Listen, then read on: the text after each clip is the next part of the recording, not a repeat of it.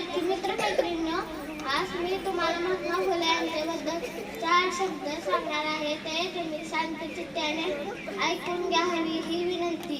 माझे नाव श्रीधर जयंत बोबडे असून मी विठ्ठलराव जगताप शाळा क्रमांक 5 मध्ये इयत्ता 2री मध्ये शिकत आहे. महात्मा फुले यांचे पूर्ण नाव ज्योतिबा गोविंदराव गोरे असे होते. त्यांचा जन्म 11 एप्रिल 1827 रोजी झाला.